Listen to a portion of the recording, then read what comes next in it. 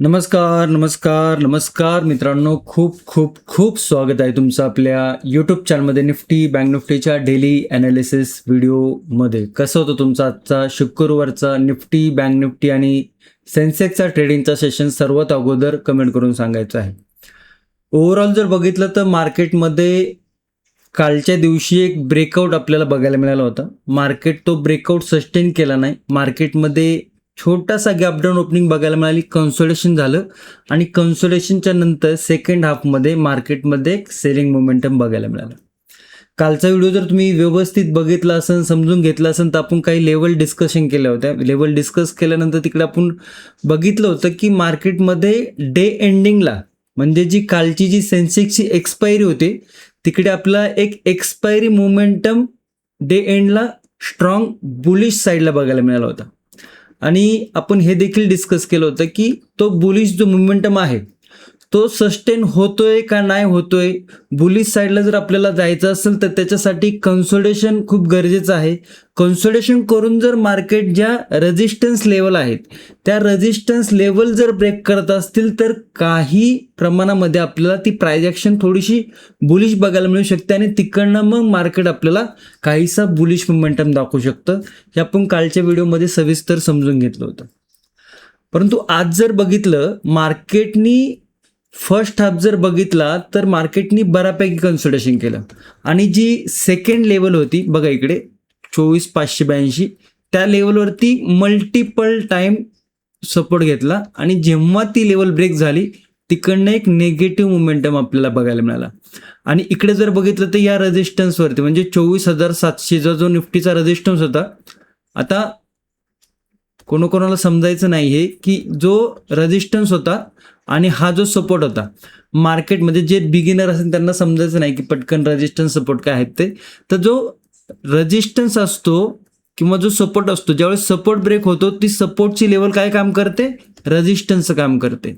आणि बघा इकडे मार्केटनी परत मग इकडे रेजिस्टन्स काय झाला होता आपला निफ्टीचा 24,700चा 24,700 आणि 24,582 ही जर लेवल तुम्ही बघितली तर जवळजवळ मार्केटनी फर्स्ट हाफ या लेवलमध्ये कन्सोलिडेशन केलं आणि त्याच्यानंतर मार्केटनी लेवल ब्रेक केल्यानंतर एक डाऊन साईड मोमेंटम दाखवला. तर बऱ्यापैकी एक प्राइस ॲक्शन होती. आपण ही देखील प्राइस ॲक्शन काल बघितली होती की अशा पद्धतीने काहीच नेगेटिव्ह प्राइस ॲक्शन होऊ शकतो.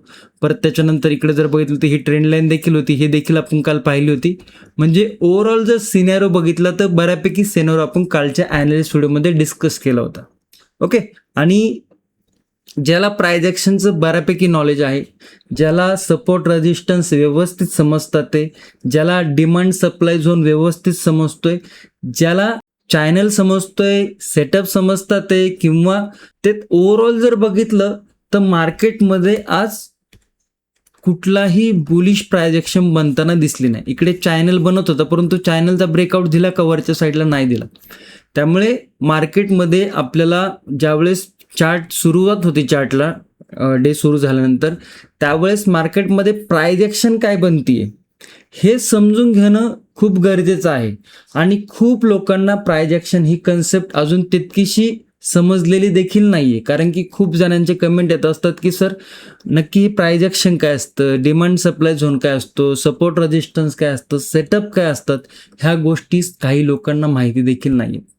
आणि साहजिक आहे, जर तुम्ही जर नवीन असाल तर तुम्हाला ह्या कन्सेप्ट नवीन असतील. ओके. परंतु जे लोक खूप दिवसापासून मार्केट रीड करत आहे, मार्केटचा अभ्यास करत आहेत किंवा जे प्राइस ॲक्शन आहे त्याच्यावरती प्रॅक्टिस करत आहेत, त्यांचा ओव्हरऑल आजचा ट्रेडिंगचा सेशन कसा होता हे तुम्ही कमेंटमध्ये सांगू शकता. आणि प्राइस ॲक्शन रिलेटेड प्रत्येक ॲनालिसिस व्हिडिओमध्ये आपण लेवल तर पाहतोच, परंतु त्याच्यासोबत काय प्राइस ॲक्शन बनते, काय सेटअप बनतात ते, आणि ओव्हरऑल प्राइस ॲक्शन काय बनते, चार्ट आपल्याला काय सांगतोय, याचं देखील आपण प्रत्येक ॲनालिसिस व्हिडिओमध्ये सविस्तररित्या डिस्कस करत असतो. त्यातनं खूप काही शिकण्याचा प्रयत्न करत असतो. ओके. त्यामुळे तुम्ही जर चॅनलवर नवीन असाल, चॅनलला सबस्क्राईब केलं नसेल तर चॅनलला नक्की सबस्क्राईब करा.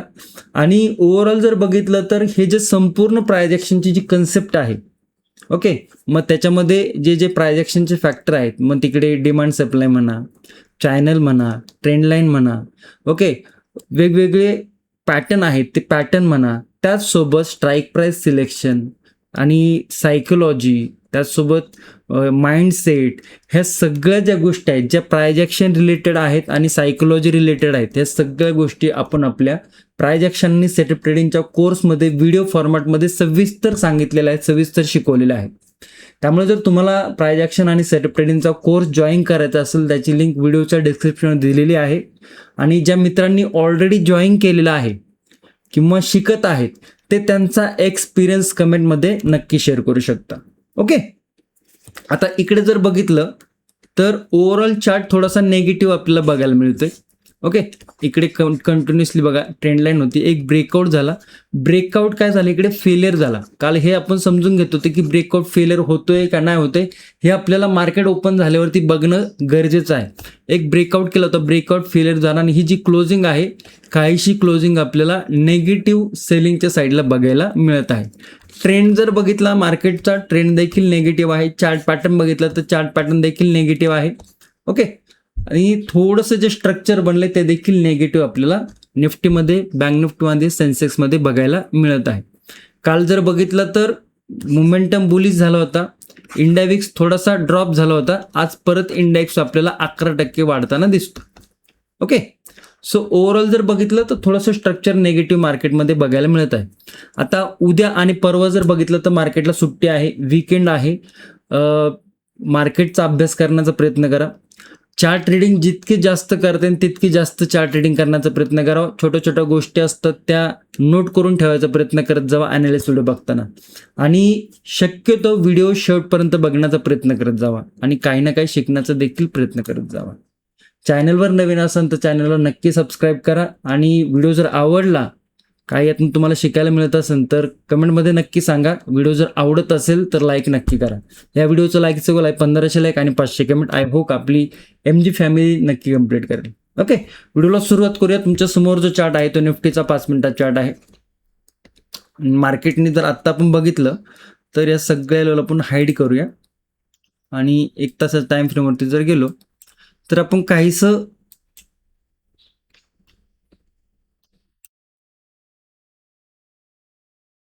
इतकी जर प्राइज ॲक्शन बघितली या लेवलपासनं तर मार्केट नेगेटिव्ह झालं, पुलबॅक घेतला, हेल्दी पुलबॅक, मार्केट तिकडनं नेगेटिव्ह झालं. परत एक हेल्दी पुलबॅक घेतलं, मार्केट नेगेटिव्ह झालं. परत हेल्दी पुलबॅक, मार्केट नेगेटिव्ह झालं. त्याच्यानंतर ग्लोबल सिनेरो थोडासा नेगेटिव्ह होता, थोडासा काय बऱ्यापैकी नेगेटिव्ह होता. मोठा गॅप डाऊन पुलबॅक, मोठा गॅप डाऊन पुलबॅक, मार्केटने परत एक नेगेटिव्ह मोमेंटम दाखवला. म्हणजे हे जर ओव्हरऑल जर स्ट्रक्चर आपण बघितलं या दिवसापासून तर या दिवसापर्यंत, तर मार्केटमध्ये काहीसं आपल्याला अशा पद्धतीचा चार्ट पॅटर्न बघायला मिळतोय. आणि हा चार्ट पॅटर्न जर बघितलं तर नेगेटिव्ह आहे. लोवर लो इकडे आपल्याला मार्केटमध्ये प्राइज ॲक्शन बघायला मिळत आहे. ओके, सो थोडंसं जे स्ट्रक्चर आपल्याला बघायला मिळते, आत्ता आपल्याला नेगेटिव्ह स्ट्रक्चर बघायला मिळते, आणि जी क्लोजिंग आहे आजची ते देखील थोडीशी नेगेटिव्ह आहे. तर मार्केटने 2 दिवस इकडे मार्केटने सस्टेन व्हायचा प्रयत्न केला. बघायला जर इकडे बघेल तुम्हाला, इकडे या दिवशी मार्केटने सस्टेन व्हायचा प्रयत्न केला, मार्केट परत गॅप डाऊन झालं. इकडे मार्केटने परत पुलबॅक द्यायचा प्रयत्न केला, पण तो ओव्हरऑल जर बघितलं तर मार्केटने परत हा जो कंटिन्युएशन होतं ते मार्केटने कंटिन्युएशन दाखवायला सुरुवात केलेली आहे. ओव्हरऑल जर स्ट्रक्चर बघितलं तर निफ्टीचं स्ट्रक्चर थोडंसं नेगेटिव्ह आपल्याला पाहायला मिळत आहे. आता हे सगळ्या ज्या कन्सेप्ट आहे ना, ह्या कन्सेप्ट प्राइज ॲक्शनच्या आहे. मल्टिपल टाइम फ्रेमवरती कसा चार्ट रीड करायचा आहे, मल्टिपल टाइम फ्रेमवरती कशा पद्धतीने आपल्याला स्ट्रक्चर बघायला मिळते, डिमांड झोन कुठून झाला होता तयार, सप्लाय झोन कुठून झाला होता तयार, त्याचसोबत प्राइज ॲक्शन कशी बनतीये, ह्या सगळ्या गोष्टी तुम्हाला याचं नॉलेज असणं गरजेचं आहे. ओव्हरऑल स्ट्रक्चर जर बघितलं तर इकडे स्ट्रक्चर आपल्याला थोडंसं नेगेटिव्ह होताना दिसते. आता ही जी लेवल आहे या लेवलवरती मार्केटने बघा मल्टिपल टाइम 2 दिवस खूप जास्त कन्सोलिडेशन केलं. म्हणजे इकडे जर बघितलं तर हे कन्सोलिडेशन होतं, आज जर बघितलं तर हे कन्सोलिडेशन होतं. हा एक ब्रेकआउट फेलियर झाला, इकडे मार्केटने ब्रेकआउट फेलियर दाखवला, आणि मार्केटने तिकडनं परत काय होता, हा जो सपोर्ट होता हा सपोर्टला ब्रेक करून क्लोजिंग आहे ती 24,450च्या आसपास आहे. म्हणजे निगेटिव्ह क्लोजिंग आपल्याला इकडे बघायला मिळते. आता नेक्स्ट सपोर्ट जर बघितलं तर हा सपोर्ट आहे, साधारण बघितलं तर 24,300च्या आसपास आपल्याला नेक्स्ट सपोर्ट म्हणजे लो बघायला मिळतो आपल्याला रिसेंटली. ओके, आणि इकडे जर बघितलं 24,450 म्हणजे 150 पॉईंटचा स्पेस इकडे आपल्याकडे निफ्टीमध्ये बघायला मिळत आहे.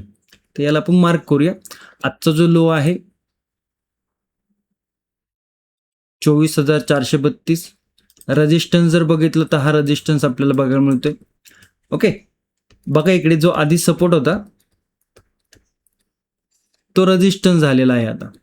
ओके, इकडे मल्टिपल टाइम इकडे मार्केटने रेजिस्टन्स घेतला होता आणि इकडे या पद्धतीने एक ट्रेंड लाईन देखील आहे आणि त्याच्यानंतर मार्केटने ब्रेकडाऊन केलेला आहे. आता या लेवलला आपण मार्क करूया.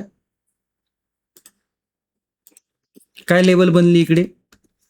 24,432 आणि 24,560च्या आसपास आपल्याला रेजिस्टन्स बघायला मिळते. ओव्हरऑल जर बघितलं 127 पॉईंटची रेंज आहे आणि निफ्टीच्या कंपेअरनी ही रेंज थोडीशी मोठी आहे, परंतु जर लास्टचे 4 ते 5 ट्रेडिंग सेशन जर बघितलं तर मार्केटमध्ये इंडिया विक्स आहे, मार्केटमध्ये वॉलेटाईल मोमेंटम बघायला मिळत आहे. ओके, तर सपोर्ट जर बघितला नेक्स्ट सपोर्ट तर आपल्याला पाहायला मिळतोय 24,360 आणि त्याच्यानंतर जर बघितलं तर 24,300 वरती आपल्याला सेकंड सपोर्ट बघायला मिळतोय. 1 तास टाइम फ्रेमवरती गेलं तर हा रिसेंटली लो आहे. त्याच्यानंतर जर बघितलं आपण इकडे तर या लेवलवरती आणखी एक सपोर्ट पाहायला मिळते 24,260 वरती. मग नेगेटिव्ह साईडच्या काय लेवल बघायला मिळतात ते आधी नो ट्रेडिंग झोन समजून घ्या. 24,432 वरती आजची क्लोजिंग आहे. ओके, ॲव्हरेज क्लोजिंग थोडीशी वरती आली. रेजिस्टन्स जर बघितला तर 24,560 वरती आपल्याला रेजिस्टन्स पाहायला मिळते. आता ही जी रेंज आहे इकडे मार्केट थोडंसं कन्सोलिडेशन करताना दिसू शकतं आणि आज जर बघितलं तर सेकंड हाफमध्ये इकडनं मार्केटने एक निगेटिव्ह मोमेंटम दाखवलंय. मार्केट जर फ्लॅट ओपन होत असेल, निफ्टी जर फ्लॅट ओपन होऊन जर डायरेक्ट लेवल ब्रेक होत असेल 24,432 तर थोडासा रिस्क फॅक्टर हाय होतोय बिकॉज मार्केटने एक इम्पल्सिव्ह वेव्ह दाखवली इकडे. आता इकडे जर मार्केटला खाली जायचं तर छोटासा पुल बॅक किंवा काहीसं कन्सोलिडेशन करून जर लेवल ब्रेक होत असेल तर काहीसा बेरिश फ्लॅगम पोल इकडे पॅटर्न आपल्याला बघायला मिळू शकतो. त्यानंतर जर लेवल ब्रेक होतीये 24,432ची तर मग काय लेवल आहे आपल्याकडे सपोर्टच्या? हा फर्स्ट सपोर्ट आहे 24,362. सेकंड सपोर्ट जर बघितलं तर 24,300 राऊंड लेवल आहे आणि थर्ड सपोर्ट जर बघितलं तर 24,260 वरती आपल्याला तिसरा सपोर्ट पाहायला मिळतोय. तर ह्या काही सपोर्ट लेवल आपल्याला निफ्टीमध्ये बघायला मिळत आहे. बुलिश साईडला जर बघितलं तर बुलिश साईडला रिस्क फॅक्टर हाय आहे. स्विंग हाय जर बघितलं तर हा एक स्विंग आहे, सेकंड स्विंग हाय जर बघितलं तर हा एक आणि थर्ड स्विंग हाय जर बघितला तर या लेवलवरती एक आपल्याला थर्ड स्विंग हाय बघायला मिळते. आता इकडे जर बघितलं तर इकडे मल्टिपल टाइम रेजिस्टन्स आपल्याला मल्टिपल टाइम इकडे म्हणजे मार्केटने या झोनमध्ये खूप खिचडी केलेली आहे. ओके, इकडे काय मल्टिपल टाइम कन्सोलिडेशन आहे. तर हे कन्सोलिडेशन बघा इकडे मार्केटने दाखवले, इकडे पुलबॅक घेऊन काहीसं जर बुलिश प्रायजेक्शन होत असेल आणि त्याच्यानंतर ही जी ट्रेंड लाईन बघा इकडे, ही ट्रेंड लाईन जर ब्रेक करून मार्केट जर वरती जात असेल 24,560च्या वरती तर इकडे काहीसा बुलिश मोमेंटम बघायला मिळू शकतो. आता या लेवलवरती मल्टिपल टाइम कन्सोलिडेशन असल्यामुळे बुलिश साईडला रिस्क फॅक्टर हाय आहे. त्यामुळे रिस्क फॅक्टर हाय असल्यामुळे जरी मार्केटने तिकडे काहीशी बुलिश प्रायजेक्शन दाखवली किंवा काहीसा ब्रेकआउट जर दाखवत असेल तर आपल्याला आपलं ट्रेड मॅनेजमेंट किंवा रिस्क मॅनेजमेंट, पोझिशन सायझिंग ह्या ज्या गोष्टी आहेत ह्या गोष्टी आपल्याला बघणं गरजेचं आहे. आणि ह्या संपूर्ण ज्या आहेत risk management, position sizing, strike price selection ह्या गोष्टी आपण आपल्या प्रायजेक्शन आणि सेटअप ट्रेडिंगच्या कोर्समध्ये डिटेलमध्ये समजून सांगितलेल्या आहेत. ओके, ते यावरती लक्ष ठेवू शकता. लेवल काय बनतं ते 24,613 फर्स्ट रेजिस्टन्स या लेवलवरती. सेकंड रेजिस्टन्स जर बघितलं तर जवळपास आजचा इंट्राडे हाय आहे 24,676 आणि थर्ड रेजिस्टन्स जर बघितला तर 24,731 वरती एक तिसरा रेजिस्टन्स बघायला मिळतं. ओके, बुलिश साईडला मार्केट थोडंसं तर बघा इकडनं जेव्हा या लेवलवरती एक बुलिश मोमेंटम आला होता, फास्ट मोमेंटम देऊन गेला होता आणि तीच लेवल जर बघितली इकडे जर मार्केटने काहीशी प्राइस ॲक्शन केली तर एक बुलिश मोमेंटम देखील बघायला मिळू शकतो. इकडे ट्रेंड लाईन आहे हे देखील बघणं गरजेचं आहे. ओके, गॅप डाऊन जर ओपन होत असेल तर थोडंसं सपोर्ट लेवलवरती गॅप डाऊन होतं. आज जर बघितलं 315 पॉईंटची रेंज इकडे तयार 315 पॉईंटचा फॉल इकडे निफ्टीने दाखवलाय. गॅप डाऊन जर ओपन होत असेल तर खूप मोठा बुलिश मोमेंटम नाही, परंतु एक रिकव्हरी आपल्याला छोटीशी बघायला मिळू शकते आणि गॅप अप नंतर मार्केटमध्ये एक सेल ऑन राईजचा मोमेंटम बघायला मिळू शकतो. आत्ता ज्या पद्धतीने मार्केट आहे ना, मार्केटमध्ये प्रत्येक बुलिश मोमेंटम नंतर मार्केटमध्ये आपल्याला सेलिंग प्रेशर बघायला मिळते. जेव्हा जेव्हा मार्केट ब्रेकआउट दाखवण्याचा प्रयत्न करते किंवा ब्रेकआउट होतोय, तो ब्रेकआउट फेलियर होण्याचे चान्सेस खूप जास्त वाढतात. आणि आत्ता ज्या पद्धतीने स्ट्रक्चर बनलंय, थोडीशी प्राइस ॲक्शन आपल्याला निगेटिव्ह पाहायला मिळत आहे. तर ह्या गोष्टी तुम्ही समजून घ्या आणि जितकं चार्ट रीडिंग करता तितकं चार्ट रीडिंग करण्याचा प्रयत्न करत जावा. आय होप निफ्टीच्या लेवल तुम्हाला समजलं असेल. व्हिडिओ संपूर्ण बघण्याचा प्रयत्न करत जावा. बँक निफ्टीकडे जावा. बँक निफ्टी खूप निफ्टीच्या कम्पेअरला बँक निफ्टीमध्ये खूप जास्त सेलिंग प्रेशर बघायला मिळालं. आता इकडे जर बघितलं तर आपण या काही लेवल डिस्कस केल्या होत्या. मार्केटने इकडे नेगेटिव्ह मोमेंटम दाखवला. 58,500चा जो सपोर्ट होता तो ब्रेक केला आणि तिकडनं मार्केटने परत नेगेटिव्ह आणि बऱ्यापैकी म्हणजे जवळजवळ बघितलं तर 2% मोठा मोमेंटम आपल्याला बँक निफ्टीमध्ये सेलिंग साईडला बघायला मिळाला. इकडे देखील ज्या बुलिश साईडच्या लेवल होत्या त्या कुठले ब्रेक झाल्या नाही. डाऊन साईडच्या इकडे जर बघितलं आपण तर या पद्धतीने काहीशी लेवल होत्या. आणि हा जर प्राइस ॲक्शन बघितली तुम्ही तर ही काहीशी नेगेटिव्ह प्राइस ॲक्शन आपल्याला बघायला मिळत आहे. सगळं लेवल रिमूव्ह करूया. 1 तासाचा टाइम फ्रेम होता.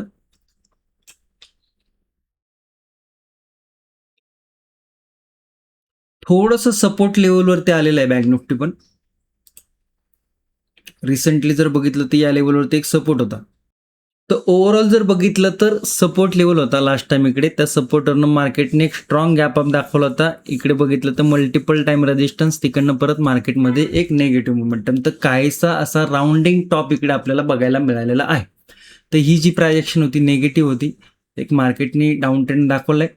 मे बी थोडंसं आपल्याला नेक्स्ट ट्रेडिंग सेशनमध्ये थोडासा इकडे आपल्याला पुल बॅक बघायला मिळू शकतो असं. त्याच्यानंतर मग हा जो आजचा इंट्राडे लो आहे हा जर ब्रेक झाला तर मग आपल्याला आणखी मोठा नेगेटिव्ह डाऊनफॉल बँक निफ्टीमध्ये देखील बघायला मिळू शकतो. ओके, आता जी काही प्राइस ॲक्शन आहे ती आपण समजून घेऊया. आता जर बघितलं तर आजचा इंट्राडे लो साधारण जर बघितलं तर 57,695 57,700 वरती आहे राऊंड लेवल. ओके, 1 तासावरती जर बघितलं तर एक रेजिस्टन्स जो आहे तो या लेवलवरती आहे 58,000वरती. ही रेंज जर बघितली तर काहीशी आपल्याला सपोर्ट रेजिस्टन्सची रेंज बघायला मिळते. ओके, इकडे जर बघितलं तर 58,000 एक राऊंडिंग लेवल आहे. त्या लेवलवरती एक रेजिस्टन्स पाहायला मिळते. डाऊन साईडला जर बघितलं तर 57,700वरती एक सपोर्ट आहे. ओव्हरऑल जर बघितलं तर 300 पॉईंटचा नो ट्रेडिंग झोन आपल्याला बँक निफ्टीमध्ये 5 मिनिटाच्या टाइम फ्रेमवरती बघायला मिळत आहे. आता इकडनं सेलिंगला सुरुवात झाली या लेवलपर्यंत. जवळजवळ 1200 म्हणजे जवळजवळ 1300 पॉईंटचा इंट्राडेमध्ये सेलिंग आपल्याला बँक निफ्टीने दाखवलं आहे. ओके, तर थोडंसं आता ओव्हरऑल जर बघितलं तर हा पूर्ण दिवस आपल्याला निगेटिव्ह बघायला मिळतोय. मग तो डब्ल्यू पॅटर्न असो, inverted head and shoulder pattern असो किंवा एखादा bullish cup and handle pattern असो. जर काही तसं price action bullish price action जर होत असेल त्याच्यानंतर जर 58,000ची जी राऊंड लेवल आहे 58,000ची राऊंड लेवल ब्रेक करून जर मार्केट बुलिश होत असेल किंवा तिकडनं बुलिश ब्रेकआउट आपल्याला बघायला मिळत असेल तर काय काय लेवल आपल्याला बघायला मिळतं. ते फर्स्ट लेवल आपल्याला या लेवलवरती रेजिस्टन्स आहे. सेकंड रेजिस्टन्स जर बघितला तर या लेवलवरती एक सेकंड रेजिस्टन्स. थर्ड रेजिस्टन्स आजचा इंट्राडेच्या हायच्या आसपास आहे. आता ही जी लेवल आहे या लेवलवरनं एक स्ट्रॉंग निगेटिव्ह मोमेंटम आला होता. म्हणजे या लेवलवरती काय आहे, एक सप्लाय झोन आहे, स्ट्रॉंग सप्लाय झोन आहे.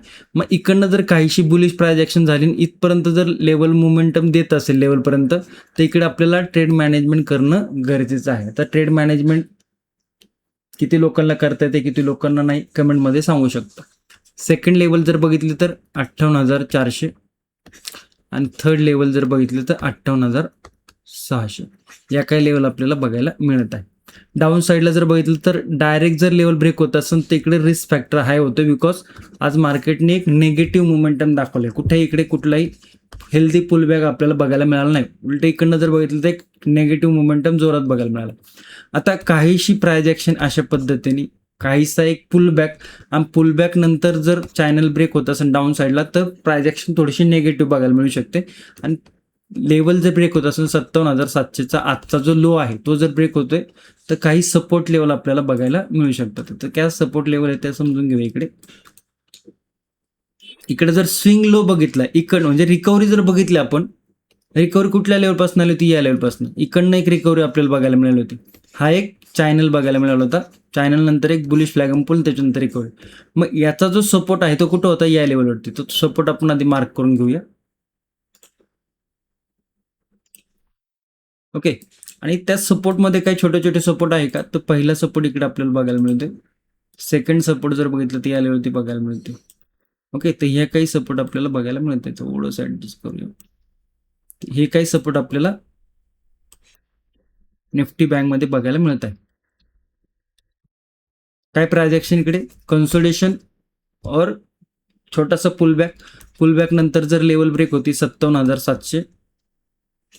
त्याच्यानंतर जर बघितलं तर फर्स्ट लेवल आहे 57,513, सेकंड लेवल आहे 57,334 आणि थर्ड लेवल आहे 57,154. तर या काही डाऊन साईडच्या लेवल आपल्याला बँक निफ्टीमध्ये बघायला मिळत आहे.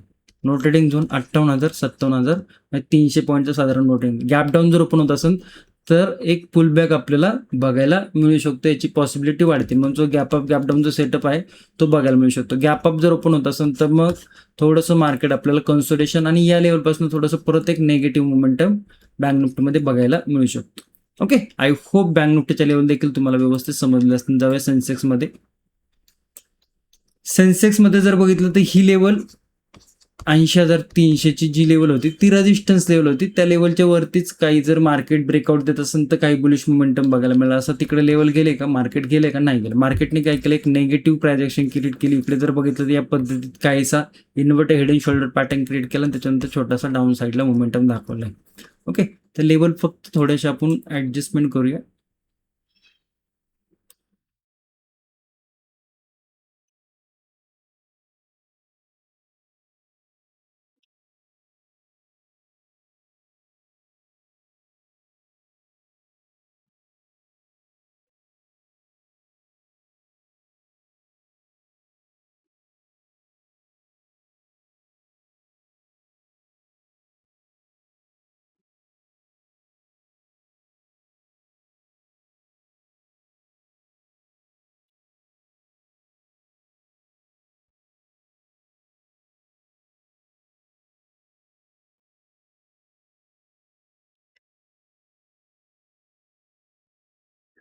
आता लास्ट टाइम जर बघितलं तर ही जी लेवल आहे दिसते का, येस, ही जी लेवल आहे या लेवलवरून एक स्ट्रॉंग बुलिश मोमेंटम होता. त्याच्यानंतर जर बघितलं तर या लेवलवर परत एक ओके बुलिश मोमेंटम आला होता.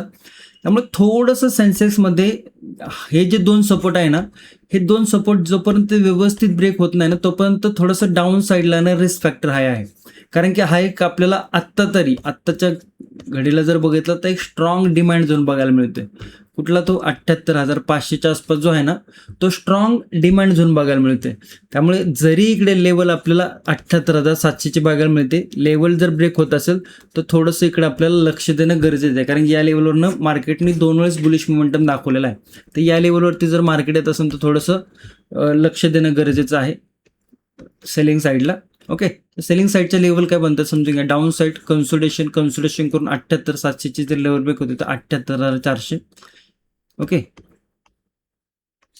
सेकंड लेवल जर बघितलं तर 78,195 आणि थर्ड लेवल जर बघितलं तर 77,900. तर या काही डाऊन साईडच्या लेवल आहेत. डाऊन साईडला थोडीशी रिस्क फॅक्टर हाय बघायला मिळते.